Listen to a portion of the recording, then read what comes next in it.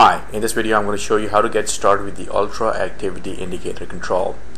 Now if you're developing applications, think of a scenario where something is happening behind the scenes, or you have a back-end process that is running in your application, and you want to notify the user that he or she needs to wait before the application responds or they can interact with the application. So for those type of scenarios, you want to show a sort of an animation or a movement icon like we see on a lot of install applications where you know that something's happening behind the scenes and you need to wait before the process is completed. So Ultra Activity Indicator can be used in similar situations within your applications, and in the toolbox you can drag and drop the Ultra Activity Indicator to get the field desired for your application.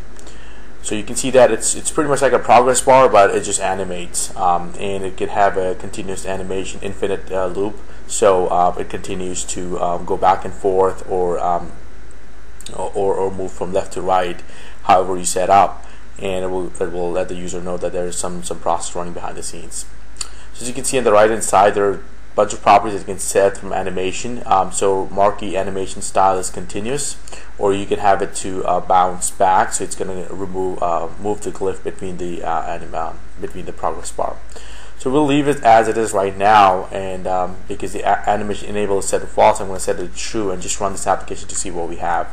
So just by doing that, you can see that by default, using the animation speed, user can know that okay, something's happening behind the scenes, and just kind of get that feeling out of the application. So let me come back in this my form, and let's create a scenario. So I'm going to dock this control at the bottom, and then we're going to put a couple buttons on the form. We'll call this start progress, the first one. So I'm going to come down here, set its text property to be start,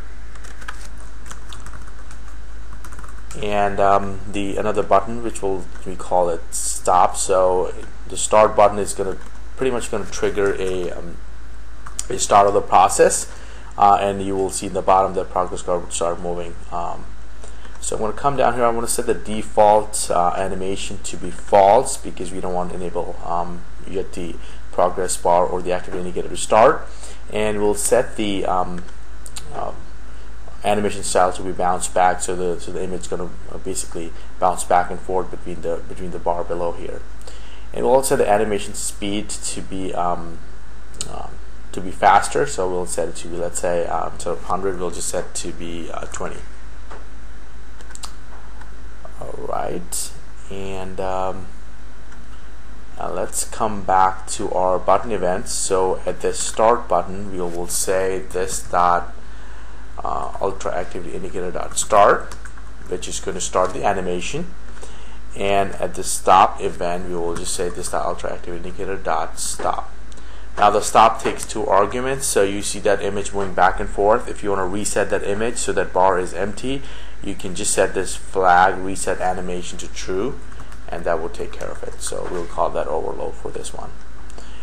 And now let's run it again. So our form comes up. The activity indicator is not showing any activity right now.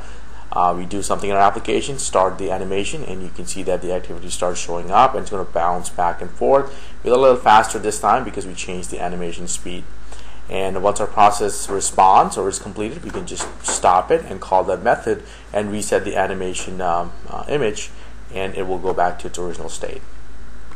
So again, this quick video, you saw that you have this nice activity indicator control in your toolbox that gives a nice visual fields for your application when you have some process running behind the scenes and the user knows that he or she needs to wait for application response, and it adds to the overall application experience.